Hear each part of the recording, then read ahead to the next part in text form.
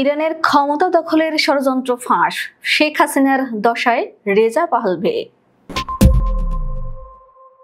ইহুদি রাষ্ট্র ইসরায়েলের সাম্প্রতিক আগ্রাসনের সময় খামেনি সরকারকে উৎখাত করে ইরানের ক্ষমতা দখল করতে চাওয়া রেজা পাহলভির দশা এখন ফ্যাসিস্ট হাসিনার মতো। দেশটির বিরোধী গোষ্ঠীর মতে যতটুকু জনসমর্থন ছিল তাও হারিয়েছেন দেশটির স্বঘোষিত এই যুবরাজ। এই ঘটনার পর ইহুদিদের দোসর হিসেবেও তাকে অভিহিত করেছেন অনেকে। সম্প্রতি আল জাজিরার এক প্রতিবেদনে উঠে এসেছে সেই চিত্র। এতে বলা হয়, ইসরায়েলের সঙ্গে মিলে ইরানের বর্তমান নেতৃত্বকে উৎখাতের লড়াইয়ে নামতে রাজি ছিলেন পাহলভি, কিন্তু বেশিরভাগ ইরানি তাতে সায় দেননি।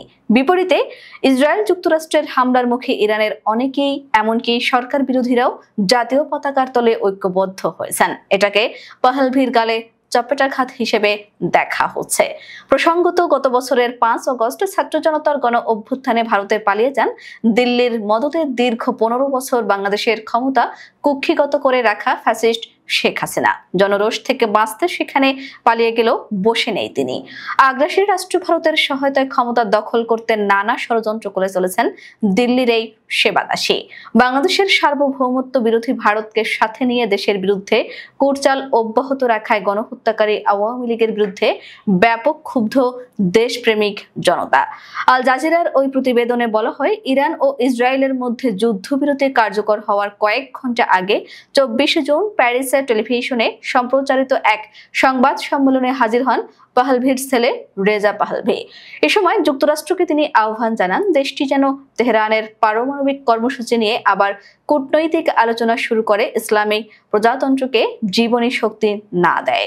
ইরানের বর্তমান শাসন ব্যবস্থা ভেঙে পড়ার পথে দাবি করে রেজা পাহলভি বলেন, এটাই আমাদের বার্লিন প্রাচীর ভাঙার মুহূর্ত। সেই সঙ্গে সাধারণ মানুষকে রাজপথে নেমে আসার আহ্বান জানান এবং সেনাবাহিনী ও নিরাপত্তা বাহিনীর সদস্যদের পক্ষ ত্যাগ করতে বলেন। কিন্তু তার এই ডাকে সাড়া দেননি ইরানিরা। ফ্রান্সের প্যারিসে দেওয়া বক্তৃতায় রেজা পাহলভি নিজেকে ইরানের সর্বোচ্চ নেতা আয়াতুল্লাহ আলী খামেনির স্থলাভিষিক্ত হতে এবং দেশবাসীকে শান্তি ও গণতান্ত্রিক উত্তরণের পথে নেতৃত্ব দিতে প্রস্তুত থাকার কথা জানিয়েছিলেন।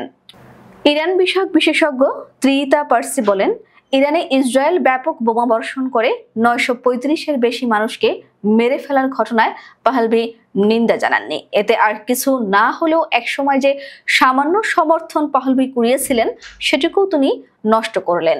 অন্যদিকে মুসলিম গণহত্যাকারী ইসরায়েলি প্রধানমন্ত্রী বেনিয়ামিন নেতানিয়াহুর সাথে পাহলভির রয়েছে সুসম্পর্ক। 2023 সালে তার সাথে দেখাও করেন তিনি। কেবল ইরানিরা নয়, কোনো মুসলিমই এটাকে ভালোভাবে দেখেননি। শাহের অধীনেও তেহরান এবং তেল আবিবের মধ্যে ঘনিষ্ঠ সম্পর্ক ছিল, বিশেষ করে সামরিক বিষয়ে। পাহলভি সেই পুরনো ইহুদিবাদী দাসত্বে ইরানকে ফেরাতে চান বলে মন্তব্য করেছেন নেটিজেনরা। উল্লেখ্য, 1979 সালে ইরানে ইসলামী বিপ্লব সংঘটিত হলে দেশটিতে শাহর রাজতান্ত্রিক শাসনের অবসান ঘটে। ইসলামী বিপ্লব শুরুর সময় রেজা পাহলভি যুক্তরাষ্ট্রে ছিলেন। সেখানে তিনি যুদ্ধ বিমানের পাইলট হওয়ার প্রশিক্ষণ নিচ্ছিলেন।